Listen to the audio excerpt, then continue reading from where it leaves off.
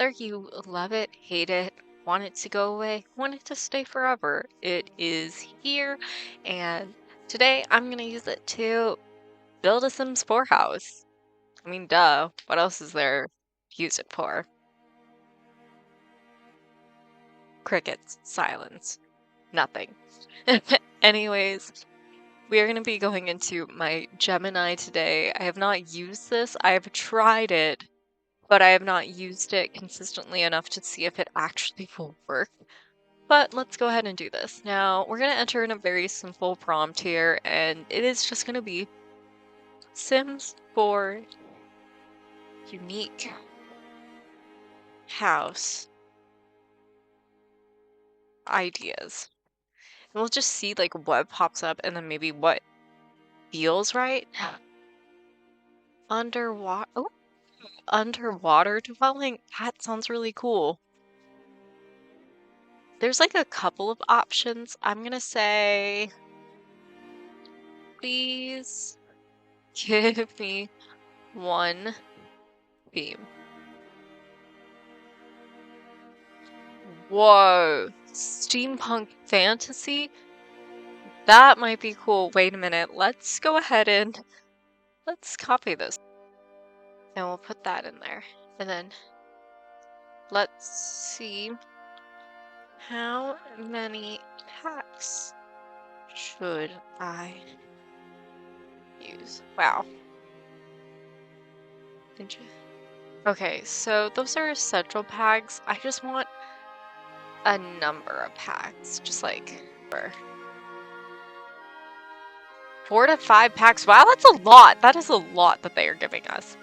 Alright, that is a lot. Now, I'm gonna have to do some research on some steampunk fantasy stuff, I think. Because I don't think I can do this solely on my own, unfortunately. I do think that I need like a bit of a push. And let's add in one more little thing. Let's Molian. This is not gonna pop up, is it? Oh, simoleons do pop up. Simoleon. Now, please.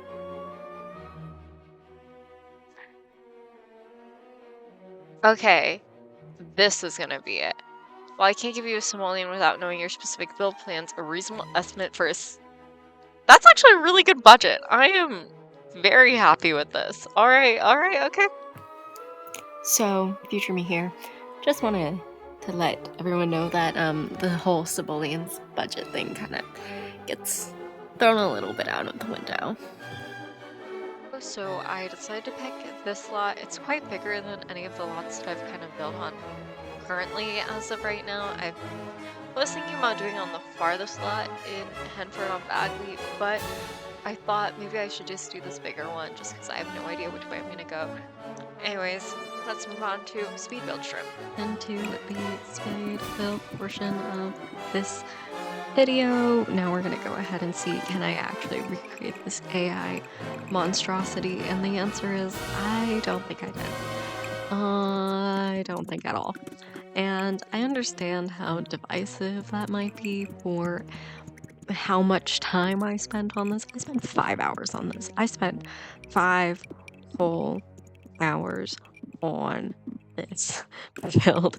I built an entire house and then hated it so much that I deleted it all, and now it's this house.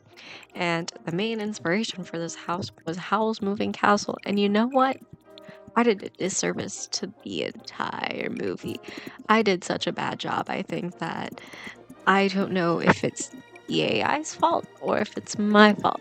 And because I don't know what AI is, like, who is she? I'm gonna say that I'm the perfect being in this situation, and that it is because the AI didn't know that I didn't have the capabilities of what I needed to like actually complete a steampunk house. So right about now, I am kind of trying to like get a grip on like how to make this house look good, and You know what? I think I did like a really good job making it look nice. I just didn't actually follow the theme like at all. I think that the only thing that I followed about the theme is like kind of having an unusual shape. I definitely don't think that the shape is that usual, and I do think that I had a lot more fun with shape, and I really do like the house's shape. But to make it actually steampunk, there has to be like this like automated moving type of situation. And I'm gonna be totally transparent that I have no idea what I'm talking about, but like I kind of know what I'm talking about. So Victorian, like steampunk is Victorian, and so that's why there's a lot of Victorian themes. Now, the reason why steampunk is so Victorian is because around this time, for the first time ever, we are finally getting a lot of like things that don't have to be done by humans. Like we're finally like getting things that are moving and doing things on its own that like usually humans had to do. So now that's why it's and that kind of capitalizes on the aesthetic of steampunk. So the aesthetic of steampunk is that it is this like Victorian, like fully automated type of situation. I think I'm totally talking out of my booty hole in this one, but like that's kind of what it is based on like my not so research but 13-year-old me brain. So as we go through this house and we actually kind of talk about it, one of the biggest things that I had to kind of do was forget to put in the mailbox and then forget about it until you edit it and you fully uploaded it to the gallery. You know what?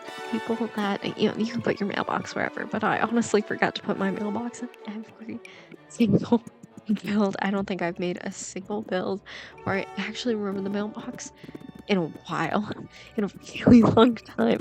So that's okay. But now as we go through, I think you're kind of seeing that my entire idea of what steampunk is throwing a bunch of piping and calling that steampunk. Truly, that's what it was, because I don't have anything that looks like gears, and I think that maybe that's more on me than the AI. Like, it gave me suggestions, but also I think it's because the AI doesn't actually know what all the objects are in The Sims 4, because this was nearly impossible. I started actually furnishing this place, and I knew immediately that I was in for a long haul because I did not really have items that were really steampunk.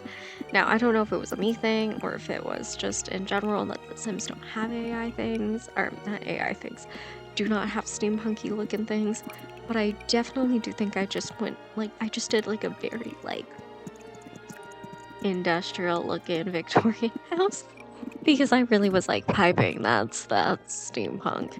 And the only part that I'm really proud about is the garden. I love it. I love using the romance garden kit, and I do think that the only thing that seems very steampunky-esque is the wishing well that I put in there. Everything else kind of doesn't really feel that steampunky. And just because I put a lot of brown in there doesn't mean that it's steampunk. I totally don't even know what I'm doing anymore, and I'm just losing my little brain right now. So at this point, I like had to delete things because I remembered that there was a budget. Like at this point, I'm thinking that there's like a budget that I need to maintain, but also because it was so hard to furnish the dang thing that like I just had to delete. I like deleted a story, deleted the basement, and that was mainly just because I really hit the point where I was like, I don't actually know if there's a way that we can do this. Like I really personally went, yeah, this looks like a pile of hot garbage, and I need to stop before I make it looking more hot garbagey. Very garbage, mostly garbage. And when I did the bedrooms, at this point I like lost all hope, lost all faith, and I really just decided that this ain't it. And I really just said to myself, screw screw it. I am just gonna do what I usually do. Made a Jack and Jill bathroom, put in that, and said that's a wrap. Kind of forgot to furnish places and kind of said that's a wrap. I mean, I truly didn't know what to do at this point. Like, the theme was falling apart, and I went, I'm never gonna use AI ever again to make a plan of action. Because what's the point? Literally, what is the point of making this? And I really did, like, not really lose motivation, but I really just went, screw it, I'm just gonna make something kind of cool, and I'm gonna avoid the theme, and that's when I also kind of avoided the budget just a little bit. We're like 7K over budget, I think. You know what, 7K, it's nothing. It's nothing in The Sims. Just do Rosebud 7 times and you're good. Well, okay, what you'll actually have to do is probably do, Mother Load 4 times, and then Rosebud 8 times, and then you'll get the house. And I do think it was really cool, but I did think that I did struggle a lot. So here is what the house looks like. I think it looks really cool, but I definitely do think that there is a lot of things that I struggled with, and I do hope you enjoyed. Thanks for watching. I hope you see ya. You know what's the worst thing about this entire situation? Is that 13-year-old me would have probably done a better job at this.